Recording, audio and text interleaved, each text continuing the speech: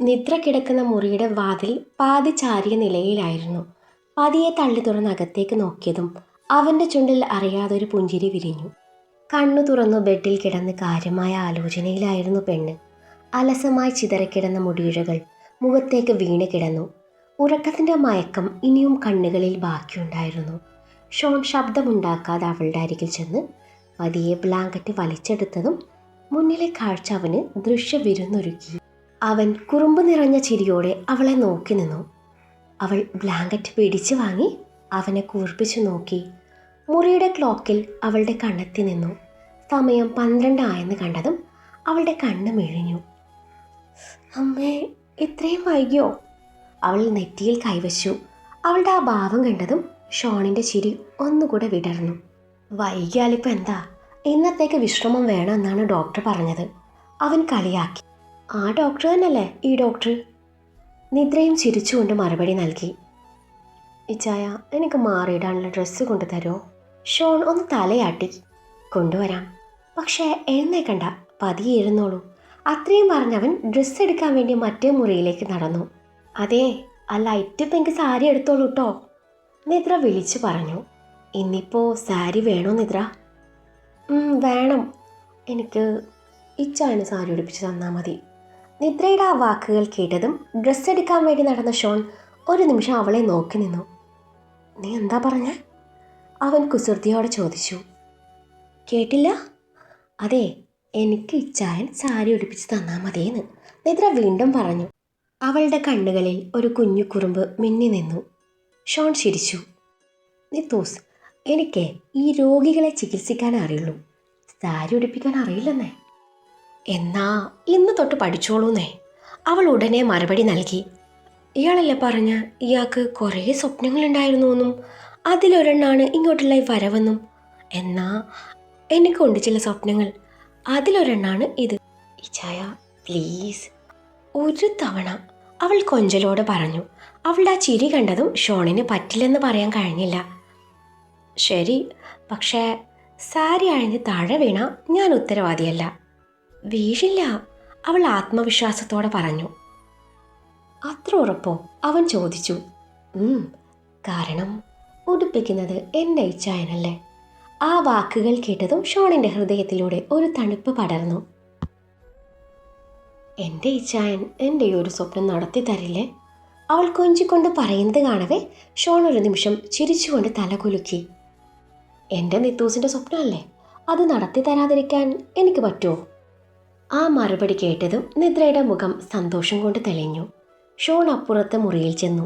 നിദ്ര പറഞ്ഞ സാരി എടുത്ത് തിരികെ വന്നു. കൂടെ ബ്ലൗസോ മറ്റു സാധനങ്ങളെടുത്ത് അവളുടെ അടുത്തേക്ക് വന്നു. അവൻ ആ സാരി കട്ടിലിൽ വിരിച്ചതും നിദ്രയുടെ കണ്ണുകൾ സന്തോഷത്തോടെ തിളങ്ങി. നിദ്ര ടവലും ധരിച്ച് ബെഡിൽ നിന്നിറങ്ങി അവനരികിൽ വന്നു നിന്നു. അവൻ്റെ കയ്യിൽ നിന്നും പാവാടയും ബ്ലൗസും ബാക്കി സാധനങ്ങളും വാങ്ങിച്ചു. വാഷ്റൂമിലേക്ക് നടക്കുമ്പോൾ പിന്നിൽ നിന്നും അവൻ്റെ വിളി വന്നു. അതെ, ഇതൊക്കെയും സാരി ഉടുപ്പിക്കുന്ന ആളുടെ ഡ്യൂട്ടിയാണ്. ഞാൻ റെഡിയാണ് എന്തിനും. അവൻ്റെ ആ പറച്ചിൽ കേട്ട് അവളുടെ ചുണ്ടിൽ നാണം വിരിഞ്ഞു. അവൾ മറുപടിയൊന്നും പറയാതെ വാഷ്റൂമിലേക്ക് നടന്നു. പാവാടയും ധരിച്ച് ബ്ലൗസും കൂട്ടിപ്പിടിച്ചു വരുന്ന പെണ്ണിനെ കണ്ട് അവൻ്റെ കണ്ണുകൾ വിടർന്നു. നാണത്തോടെ അവൾ അവൻ്റെ മുന്നിൽ വന്ന് പുറംതിരിഞ്ഞു നിന്നു. അവളുടെ മുന്നിലേക്ക് വീണ് കിടന്നിരുന്ന മുടിയിഴകൾ അവൾ തൻ്റെ മുന്നിലേക്ക് ഒതുക്കിയതും ഷോണിൻ്റെ ശ്വാസം ഒരു നിമിഷം നിലച്ചു പോയതുപോലെ തോന്നി. വെളുത്ത പുറത്ത് ബ്ലൗസിൻ്റെ ഹുക്കുകൾ ഒന്നുപോലും ഇട്ടിട്ടില്ലായിരുന്നു. നാണം കൊണ്ടാവാം നിദ്ര കണ്ണുകൾ ഉയർത്താതെ തന്നെ നിൽക്കുകയായിരുന്നു. ഇച്ചായ, അവൾ പതിയെ വിളിച്ചു. ആ വിളിയാണ് അവളെ ചിന്തകളിൽ നിന്നും ഉണർത്തിയത്. അവൻ പതിയൊന്ന് മൂളി. ബ്ലൗസിൻ്റെ ഹുക്കിട്ട് തരുമോ? അവളുടെ ആ ശബ്ദത്തിൽ നാണവും വിശ്വാസവും ഒരുപോലെ നിറഞ്ഞിരുന്നു. ഷോൺ ഒരു നിമിഷം അവളെ നോക്കി നിന്നു. വിറയുന്ന വിരലുകളോടെ ബ്ലൗസിൻ്റെ ഹുക്കുകൾ ഓരോന്നായി ഇട്ടുകൊടുത്തു. ആ സ്പർശം പോലും നിദ്രയുടെ ഹൃദയമിടിപ്പ് കൂട്ടുന്നുണ്ടായിരുന്നു. അവസാന ഹുക്കും ഇട്ട് കഴിഞ്ഞപ്പോൾ അവളൊന്ന് ശ്വാസം വിട്ടു. കഴിഞ്ഞു, ഷോൺ മൃദുവായി പറഞ്ഞു. നിദ്ര പതിയെ അവന് നേരെ തിരിഞ്ഞു. ഇനി സാരി. കട്ടിലിൽ വിരിച്ചിരുന്ന ലൈറ്റ് പിങ്ക് സാരിയിലേക്ക് നോക്കിക്കൊണ്ട് അവൾ പറഞ്ഞു. നിത്തൂസ്, എനിക്ക് ശരിക്കും ഇതൊന്നും അറിയില്ല. ഇങ്ങനെയൊക്കെയല്ലേ ഈ ചായ ഓരോന്ന് പഠിക്കുക? അവളുടെ മറുപടി കേട്ട് ഷോൺ ചിരിച്ചുപോയി. അവൻ സാരി എടുത്ത് കയ്യിൽ പിടിച്ചു. ആദ്യം എന്താ ചെയ്യണ്ടേ? അവൻ്റെ ആ ചോദ്യം കേട്ട് അവൾ സാരി പിടിച്ച് അവൻ്റെ കൈയെടുത്ത് തൻ്റെ അരയിൽ വെച്ചു. അന്നേരം അവൻ്റെ കണ്ണുകൾ ചെന്ന് നിന്നത് അവളുടെ പൊക്കിൽ ചുഴിയിലും. ഹലോ മിസ്റ്റർ കെറ്റിയോൻ, അവിടെ ഇങ്ങനെ നോക്കി നിൽക്കാനല്ല പറഞ്ഞത്. സാരിയുടെ അറ്റം പാവാടയിലേക്ക് കുത്തിവെക്കാനാ. ആത്മവിശ്വാസത്തോടെ തൻ്റെ മുഖത്തേക്ക് നോക്കി പറയുന്ന പെണ്ണിനെ അവൻ ഒരു നിമിഷം നോക്കി നിന്നു. അവൻ തല കുലുക്കിക്കൊണ്ട് സാരിയുടെ അറ്റമെടുത്ത് അവളുടെ പാവാടയിൽ കുത്തിവയ്ക്കാൻ തുടങ്ങി. പക്ഷേ ആദ്യ ശ്രമത്തിൽ തന്നെ അത് പുറത്തേക്ക് ഉയർന്നു വീണു. അത് കണ്ടതും നിദ്ര പൊട്ടിച്ചിരിച്ചു. ഡോക്ടർ സാറേ, രോഗിയേക്കാൾ ചികിത്സകനാണല്ലോ കഷ്ടപ്പെടുന്നത്. ചിരിക്കാതെ അടങ്ങി നിൽക്കേണ്ട പെണ്ണെ, കോൺസെൻട്രേഷൻ പോകുന്നു. ഓഹോ, അവൾ ചുണ്ട് കടിച്ചു പിടിച്ചു ചിരിയടക്കാൻ ശ്രമിച്ചു. വീണ്ടും ഒരിക്കൽ കൂടി ശ്രദ്ധയോടെ സാരി ചുറ്റാൻ തുടങ്ങിയപ്പോൾ ഇത്തവണ കുറച്ചുകൂടി ഭംഗിയായി ചെയ്തു. ഇനി എന്താ ചെയ്യേണ്ടേ? ഷോൺ ശരിക്കും ഒരു വിദ്യാർത്ഥിയെ പോലെ ചോദിച്ചു. നിദ്രാവിനെ നോക്കി പുഞ്ചിരിച്ചു. നീ പ്ലീറ്റ്സ് എടുക്കണം. പ്ലീറ്റ്സോ? അവൻ ചോദിച്ചു. അതെല്ലോ, ദേ ഈ സാരിയുടെ ഭാഗം ഇങ്ങനെ മടക്കി മടക്കി എടുക്കണം. അവൾ സാരിയുടെ നീണ്ട ഭാഗം അവൻ്റെ കയ്യിലേക്ക് കൊടുത്തുകൊണ്ട് പറഞ്ഞു. ഷോൺ അത് നോക്കിക്കൊണ്ട് കുറച്ചു നേരം നിന്നു. നിത്തൂസേ, ഇതൊക്കെ സർജറിയേക്കാൾ ബുദ്ധിമുട്ടാണല്ലോ. അയ്യോ, ഇത്രയും വലിയ ഡോക്ടർക്ക് ഇത്രയും ചെറിയ കാര്യം പറ്റില്ലേ? ചെറിയ കാര്യമാണെങ്കിൽ നീ തന്നെ അങ്ങ് ചെയ്താൽ പോരൻ്റെ നിത്തൂസേ. ഞാൻ ചെയ്താ ഇച്ചായം ചെയ്ത പോലെ ആവില്ലല്ലോ, അവൾ ഉറച്ച സ്വരത്തിൽ പറഞ്ഞു. ഷോൺ ഒടുവിൽ കീഴടങ്ങിയ പോലെ തല കുലുക്കി. വളരെ ശ്രദ്ധയോടെ അവൻ സാരിയുടെ മടക്കുകൾ എടുക്കാൻ തുടങ്ങി. ആദ്യത്തെ 2 കുഴപ്പമില്ലായിരുന്നു. മൂന്നാമത്തതായപ്പോഴേക്കും എല്ലാം വലിപ്പം മാറി മറിഞ്ഞു. അത് കണ്ടതും നിദ്ര വീണ്ടും ചിരിച്ചു. എൻ്റെ ഇച്ഛായ, ഇത് പ്ലീറ്റ്സ് അല്ല, ഇത് വെറും പ്ലീ ആണ്. നിത്തു, എനിക്ക് തോന്നുന്നേ ഇത് സാരിയുടെ കുഴപ്പമാണെന്നാണ്. ഓ, ഇപ്പൊ കുറ്റം സാരിക്കായോ? അതെ, ഷോൺ ഗൗരവം നടിച്ചു പറഞ്ഞു. നിദ്ര ചിരിച്ചുകൊണ്ട് അവൻ്റെ വിരലുകൾക്ക് മേൽ തൻ്റെ വിരലുകൾ ചേർത്തു. ദേ, ഇങ്ങനെ ഓരോ മടക്കും ഒരേ വലിപ്പത്തിലാവണം. അവളുടെ മൃദുവായ സ്പർശം അറിഞ്ഞതും അവൻ ഒരു നിമിഷം അവളുടെ മുഖത്തേക്ക് നോക്കി. അവളുടെ മുഴുവൻ ശ്രദ്ധയും സാരിയിലായിരുന്നു. ഇച്ചായ, മനസ്സിലായോ? ഇപ്പം മനസ്സിലായി. അപ്പോൾ ചെയ്തോളൂ. അവൻ വീണ്ടും ശ്രമിച്ചു. ഇത്തവണ നിദ്ര പറഞ്ഞതുപോലെ മടക്കുകൾ ഓരോന്നായും ശരിയായി വന്നു. അവൻ അതീവ ശ്രദ്ധയോടെ ഓരോ മടക്കും ഒതുക്കി കൊടുത്തപ്പോൾ നിദ്രയുടെ കണ്ണുകൾ അവനിൽ തന്നെ ആയിരുന്നു. എന്താ ഇങ്ങനെ നോക്കുന്നേ? ഷോൺ ചോദിച്ചു. ഹേ, ഒന്നുമില്ല. അല്ല, എന്തോ ഉണ്ട്. അത് പിന്നെ ചായ, ഞാൻ സ്വപ്നം കണ്ടതിലും എത്രയോ മനോഹരമാണ് ഈ നിമിഷം. ആ വാക്കുകൾ കേട്ടതും ഷോണിൻ്റെ കൈകൾ ഒരു നിമിഷം നിശ്ചലമായി. ഷോൺ ഒന്നും പറയാതെ അവളുടെ നെറ്റിയിൽ പതിയൊരു ചുംബനം നൽകി. നിന്റെ ഈ ചിരി കാണാൻ വേണ്ടിയാണെങ്കിൽ ഇനിയും 100 സ്വപ്നങ്ങൾ ഞാൻ നടത്തി തരാം നിത്തൂസ്. അവൻ്റെ വാക്കുകൾ കേട്ടതും നിദ്രയുടെ മുഖം വിടർന്നു. നിത്തൂസ്, ഭർത്താവ് സാരി ഉടുപ്പിക്കുമ്പോൾ ഭാര്യമാരിടുന്ന ആ നാണം കലർന്ന എക്സ്പ്രഷൻസൊക്കെയും ഇങ്ങോട്ട് പോന്നോട്ടേന്നേ. അത് പറയുന്നതിനോടൊപ്പം അവൻ സാരിയുടെ പ്ലീറ്റ്സ് ശ്രദ്ധയോടെ ഒതുക്കി അവളുടെ പാവാടക്കുള്ളിലേക്ക് തിരികെ കൊടുത്തു. ആ നിമിഷം നിദ്രയുടെ കവിളുകൾ അറിയാതെ ചുവന്നിരുന്നു. കണ്ണുകൾ താഴ്ത്തി പിടിച്ചെങ്കിലും ഇടയ്ക്കിടെ അവൾ ഒളിഞ്ഞു നോക്കുന്നത് ഷോണിനെ ആയിരുന്നു. എന്താ നിത്തൂസേ, ഇത്രയും നേരം എന്നെ പഠിപ്പിച്ച ആളിപ്പോൾ മിണ്ടാതെ ആയല്ലോ? ഷോൺ ചിരിയോടെ ചോദിച്ചു. നിദ്ര പതിയെ ചുണ്ട് കടിച്ചു. അങ്ങനെ അവളുടെ നിർദ്ദേശങ്ങൾ കേട്ടും ഇടയ്ക്കിടെ തെറ്റിച്ചും തിരുത്തിയും ഏറെ ശ്രദ്ധയോടെ ഷോൺ സാരി ശരിയാക്കി കൊടുത്തു. അവസാനം ഷോൺ പതിയെ പല്ലു ശരിയാക്കി അവളുടെ തോളിലേക്ക് വിരിച്ചിട്ടു. പിന്നെ ഒരുപടി പിന്നോട്ട് മാറി അവളെ മുഴുവൻ നോക്കി. ആഹാ, ഇപ്പോഴാണ് ശരിക്കും സുന്ദരിയായത്. അവൻ്റെ വാക്കുകൾ കേട്ടതും നിദ്ര ചിരിച്ചുകൊണ്ട് തല താഴ്ത്തി. ആ നാണവും സന്തോഷവും കലർന്ന മുഖം കണ്ടപ്പോൾ ഷോണിന് കണ്ണ് മാറ്റാൻ പോലും തോന്നിയില്ല. കണ്ണാടിയിൽ നോക്കിക്കേ. അവൻ അവളുടെ കൈ പിടിച്ച് കണ്ണാടിയുടെ മുന്നിലേക്ക് കൂട്ടിക്കൊണ്ടുപോയി. കണ്ണാടിയിൽ തൻ്റെ പ്രതിബിംബം കണ്ട നിദ്ര ഒരു നിമിഷം മിണ്ടാതെ നിന്നു. സാരിയേക്കാൾ മനോഹരമായി തോന്നിയത് തൻ്റെ പിന്നെ നിന്നുകൊണ്ട് അഭിമാനത്തോടെ പുഞ്ചിരിക്കുന്ന ഷോണിൻ്റെ മുഖമായിരുന്നു. എങ്ങനെയുണ്ട്? അവൻ ചോദിച്ചു. നിദ്ര കണ്ണാടിയിലൂടെ തന്നെ അവനെ നോക്കി. എൻ്റെ ഇച്ചായൻ ആദ്യമായി ഒടിപ്പിച്ച സാരിയാണിത്. അതുകൊണ്ട് എനിക്ക് ലോകത്തിലെ ഏറ്റവും ഭംഗിയുള്ള സാരിയാണിത്. ആ വാക്കുകൾ കേട്ടതും ഷോണിൻ്റെ മുഖത്തും ഒരു പുഞ്ചിരി വിടർന്നു. അവൻ അവളുടെ അടുത്തേക്ക് നടന്നു വന്ന് നെറ്റിയിൽ വീണുകിടന്ന മുടിയിഴകൾ പതിയെ ഒതുക്കി വെച്ചു. നിന്റെ ഓരോ സ്വപ്നവും എനിക്കിങ്ങനെ സാധിച്ചു തരാൻ കഴിഞ്ഞാൽ മതിയായിരുന്നു നിത്തൂസ്. നിദ്ര അവൻ്റെ കയ്യിൽ തൻ്റെ കൈ ചേർത്ത് പിടിച്ചു. എൻ്റെ ഏറ്റവും വലിയ സ്വപ്നം ഇതിനോടകം തന്നെ സാധിച്ചിട്ടുണ്ട് ചായ. അതെന്താ? അവൾ പുഞ്ചിരിച്ചുകൊണ്ട് അവൻ്റെ തോളിലേക്ക് തല ചായ്ച്ചു. എൻ്റെ ജീവിതത്തിലേക്ക് ഇച്ചായം വന്നത്. ആ വാക്കുകൾ കേട്ടതും ഷോണിൻ്റെ ഹൃദയം ഒരു നിമിഷം നിറഞ്ഞുപോയി.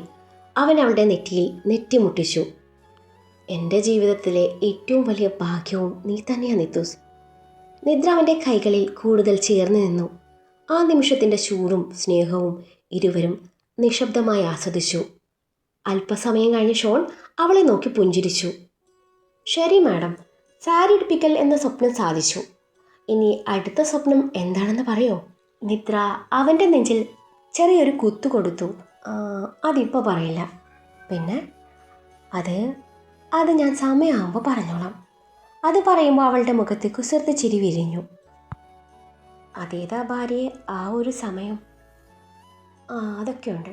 ഇത്തവണ നിദ്രയുടെ മുഖത്ത് ചെറുതായി നാണം വിരിഞ്ഞു. സാധാരണ പോലെ ഉടനെ മറുപടി പറയാതെ അവൾ കണ്ണുകൾ താഴ്ത്തി. ഷോൺ അത് ശ്രദ്ധിച്ചു. ആഹാ, ഈ നാണം കണ്ട സംഭവം ചെറിയ സ്വപ്നമല്ലെന്ന് തോന്നുന്നല്ലോ. ഇച്ചായ അവൾ അവൻ്റെ കയ്യിൽ ഒന്ന് പതിയെ അടിച്ചു. അല്പനേരം ഇരുവരും നിശബ്ദമായി നിന്നു. മുറിയിലെ ജനലിലൂടെ വീശിയെത്തിയ കാറ്റ് സാരിയുടെ മുന്താണിയെ ചെറുതായി ഇളക്കി. ഷോൺ അവളെ ഒന്ന് അടിമുടി നോക്കി. പിന്നാലെ അവൻ താനിപ്പോൾ വരാം എന്നും പറഞ്ഞ് മുറി വിട്ടിറങ്ങി. അല്പനേരത്തിനകം അവൻ തിരിച്ചു വന്നു. അവളുടെ അരികിൽ വന്ന് നിന്ന് അവളെ കണ്ണാടിക്ക് മുന്നിൽ നിർത്തി. തലേ ദിവസം രാത്രിയിൽ അഴിച്ചു മാറ്റിയ അവളുടെ അരഞ്ഞാണം പോക്കറ്റിൽ നിന്നെടുത്ത് നിദ്രയെ നോക്കി അവൻ പുഞ്ചിരിച്ചു. അവളുടെ സാരി വയറിൽ നിന്നും നീക്കി സാരിക്കുള്ളിലേക്ക് കൈയിട്ട് ആ അരഞ്ഞാണം കെട്ടിക്കൊടുക്കാൻ ഒരുങ്ങി. അവൻ്റെ പ്രവൃത്തിയിൽ അവളുടെ കൈകൾ സാരിയിൽ മുറുകി. കണ്ണുകൾ താനെ അടഞ്ഞു. ഏറെ ശ്രദ്ധയോടെ അരഞ്ഞാണം അവളുടെ അരയിൽ അണിയിച്ചു. കണ്ണാടിയിൽ പ്രതിഫലിച്ച സ്വന്തം രൂപത്തിലേക്ക് നിദ്ര ഒരു നിമിഷം നോക്കി നിന്നു. സാരിയും അരഞ്ഞാണവും ചേർന്ന് അവൾക്കൊരു പ്രത്യേക ഭംഗി നൽകിയിരുന്നു. അവൻ അവളുടെ വയറിൽ പതിയെ തഴുകിയതും അവളുടെ കൈ തൻ്റെ പിന്നിൽ നിൽക്കുന്ന ഷോണിൻ്റെ കഴുത്തിലേക്ക് നീണ്ടു. സാരി അവളുടെ വയറിൽ നിന്നും പൊങ്ങി വയറ് പൂർണ്ണമായും അനാവൃതമായി. വിടർന്ന കണ്ണാലെ കണ്ണാടിയിൽ തെളിഞ്ഞ അവളുടെ പ്രതിബിംബത്തിലേക്ക് അവൻ നോക്കി. അവളുടെ പൊക്കിൽ ചുഴിയുടെ ആഴളന്നതും അവൾ നീങ്ങിപ്പോയിരുന്നു. അവൾ തിരിഞ്ഞു നിന്ന് അവൻ്റെ നെഞ്ചിലേക്ക് മുഖം പൂഴ്ത്തി. അന്ന് രാത്രിയിൽ ഷോൺ ബെഡിലിരുന്നു കൊണ്ട് ലാപ്ടോപ്പിൽ എന്തോ വർക്ക് ചെയ്യുകയായിരുന്നു. നിദ്ര അവനെ തൊട്ടിരുമ്മി തൊട്ടരികിലുണ്ട്. ഇച്ചായ, ഇച്ചായ, അവനെയും വിളിച്ചുകൊണ്ട് അവൾ അവൻ്റെ വയറിലൂടെ വട്ടം ചുറ്റി പിടിച്ചു. എന്താടാ? ഇങ്ങോട്ട് നോക്കിച്ചായ. ഷോൺ തൻ്റെ ലാപ്ടോപ്പിലെ സ്ക്രീനിൽ നിന്ന് കണ്ണു മാറ്റാതെ ഒന്ന് പുഞ്ചിരിച്ചു. എന്താ നിത്തൂസ്? നിദ്ര അവൻ്റെ കയ്യിൽ പിടിച്ച് പതിയെ കുലുക്കി. ഇങ്ങോട്ട് നോക്കുന്നല്ല പറഞ്ഞത്. അയ്യോ, അത്ര അത്യാവശ്യമാണോ? അവൻ ചിരിച്ചുകൊണ്ട് ലാപ്ടോപ്പ് ഒന്ന് സൈഡിലേക്ക് വെച്ച് അവളിലേക്ക് തിരിഞ്ഞു. ഇപ്പോൾ നോക്കി. പറ.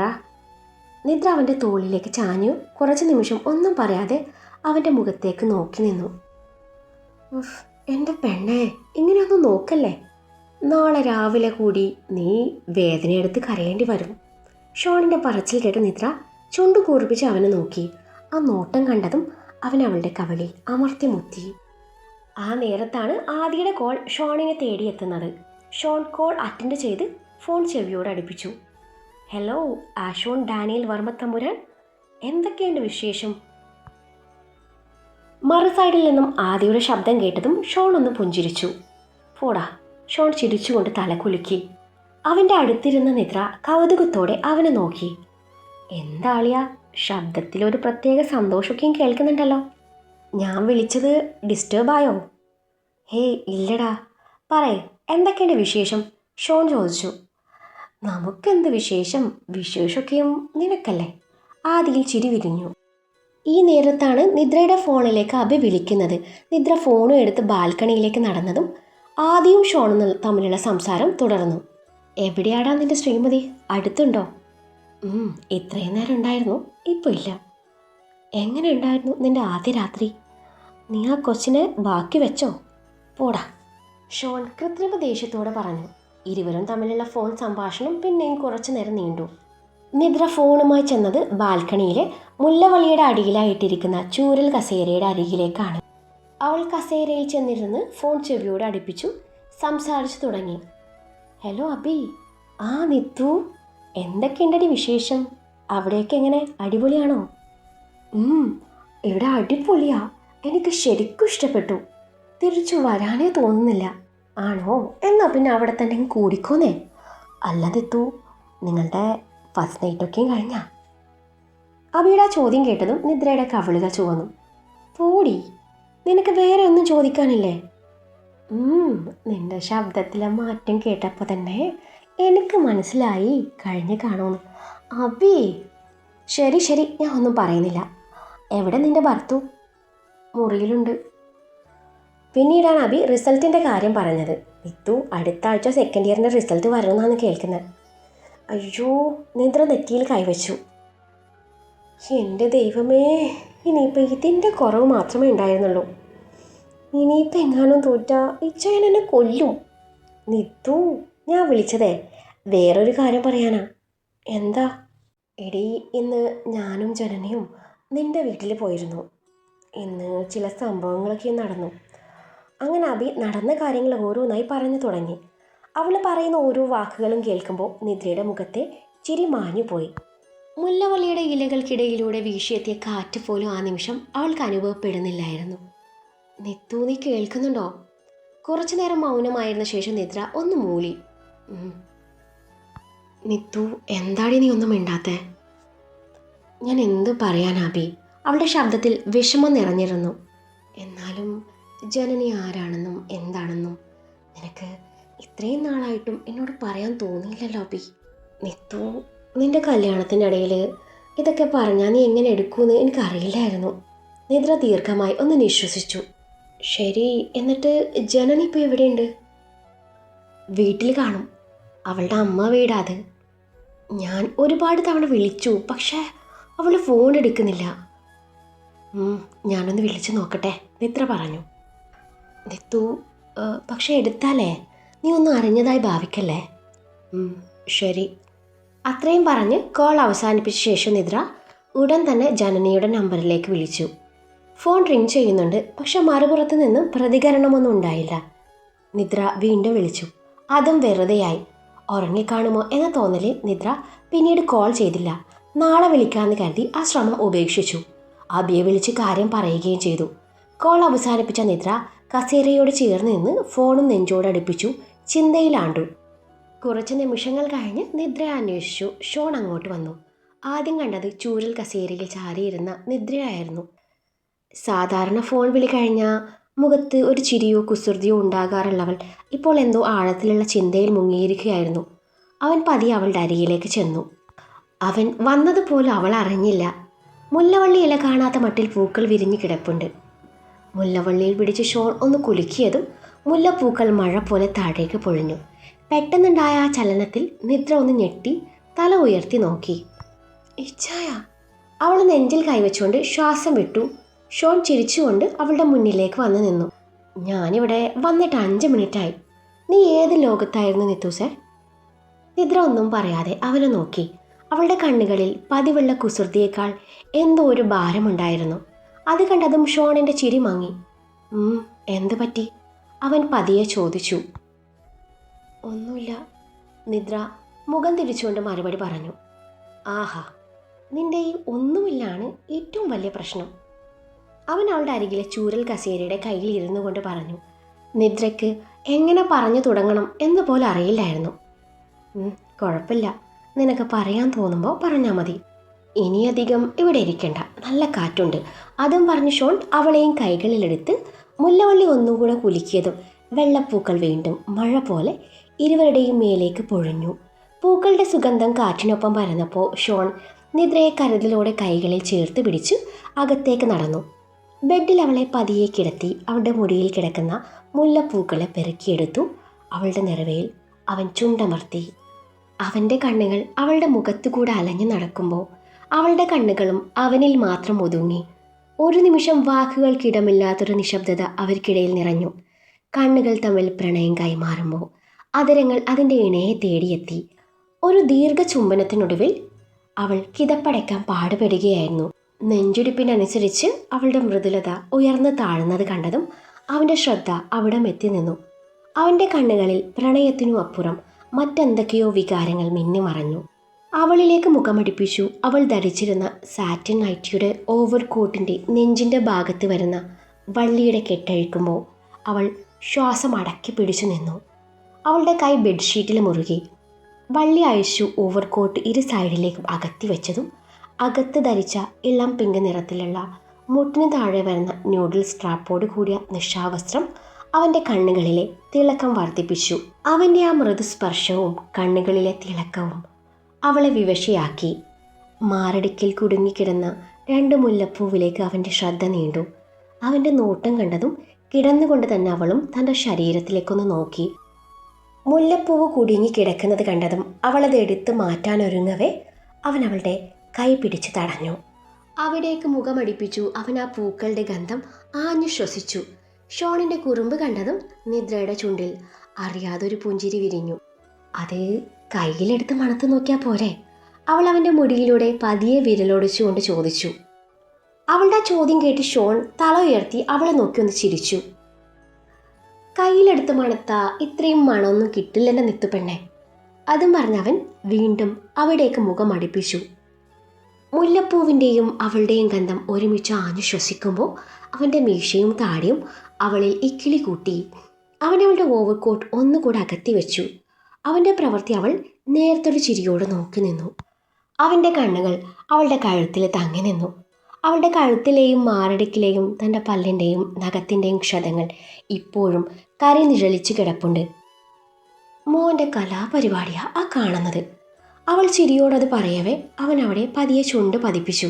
ആ നേരത്താണ് അവൻ്റെ കഴുത്തിൻ്റെ ഒരു വശത്ത് കിടക്കുന്ന ചുവന്ന പാട് അവൾ ശ്രദ്ധിക്കുന്നത്. തലേ ദിവസം താൻ അവിടെ കടിച്ചത് ഓർമ്മ വന്നതും അവളുടെ കണ്ണുകൾ മങ്ങി. ഇപ്പോഴും അത് നല്ല രീതിയിൽ ചുവന്ന് കിടക്കുന്നുണ്ട്. അവൾ പതിയെ അവിടെ ഒന്ന് തൊട്ടു. ഷോൺ മുഖമുയർത്തി അവളെ നോക്കി. നേരത്തെ രാജേട്ടൻ ചോദിക്കുക കഴുത്തിൽ എന്നാ പറ്റിയതാന്ന്. ഞാൻ പറഞ്ഞു പാറ്റ കടിച്ചതാവുമെന്ന്. മുറിയിൽ മുല്ലവള്ളി ഉള്ളത് കൊണ്ടാണ് പാറ്റ വരുന്നതെന്നും പാറ്റയ്ക്കുള്ള മരുന്നുണ്ടെന്നും മുറിയിൽ അടിച്ചോളാനും പറഞ്ഞു. ഞാൻ പറഞ്ഞു വേണ്ട രാജേട്ടാ, ആ പാറ്റ എങ്ങനെയും ജീവിച്ചു പോയിക്കോട്ടെ എന്ന്. രാജേട്ടൻ അറിയില്ലല്ലോ ആ പാറ്റയുടെ ലവ് ബൈറ്റ് എനിക്കൊരുപാട് ഇഷ്ടമാണെന്ന്. ഷോൺ കുറുമ്പോടെ പറയുന്നത് കേട്ട് നിദ്രയുടെ മുഖം ചുവന്നു. അവൾ അവൻ്റെ കഴുത്തിൽ മുഴുവനും ചുംബിച്ചു. അവൻ അവളുടെ തോളിൽ നിന്നും ഡ്രസ്സിൻ്റെ സ്ട്രാപ്പ് പതിയെ താഴ്ത്തി. അവൻ്റെ കണ്ണുകൾ കൂടുതൽ തിളങ്ങി. കൊതിയോട് അവൻ ആ കാഴ്ച നോക്കി നിന്നു. അവൻ്റെ കൈകൾ പതിയെ ചലിച്ചു തുടങ്ങി. ഒരു നിമിഷം നിദ്രയുടെ കണ്ണുകൾ താനെ അടഞ്ഞു. പുറത്ത് മഴ ശക്തമായി പെയ്യാൻ തുടങ്ങിയതും ഷോണിൻ്റെ ശ്രദ്ധ ഒരു നിമിഷം അങ്ങോട്ടേക്ക് നീണ്ടു. അവളെയും കോരിയെടുത്ത് അവൻ മുറിയുടെ ഡോറും തുറന്ന് നടുമുറ്റത്തെ വരാന്തയിലൂടെ നടന്നു. മഴത്തുള്ളികൾ നടുമുറ്റത്ത് വെള്ളിമുത്തുകൾ പോലെ ചിതറി പെയ്തു. കരുതലോടെ അവളെ ചേർത്ത് പിടിച്ചുകൊണ്ട് ഷോൺ മഴയിലേക്ക് നടന്നു. പെട്ടെന്നുണ്ടായ ആ നീക്കത്തിൽ അവൾ അവൻ്റെ തോളിൽ മുറുകെ പിടിച്ചു. ഏച്ചായ എന്തായത്? അവൾ ചിരിയോടെ ചോദിച്ചു. നീ ഒരിക്കൽ എന്നോട് ഈ ആഗ്രഹം പറഞ്ഞായിരുന്നില്ലേ? അത് ഞാൻ സാധിച്ചു തന്നിരിക്കുന്നു. അവൻ കുസൃതിയോടെ മറുപടി പറഞ്ഞു.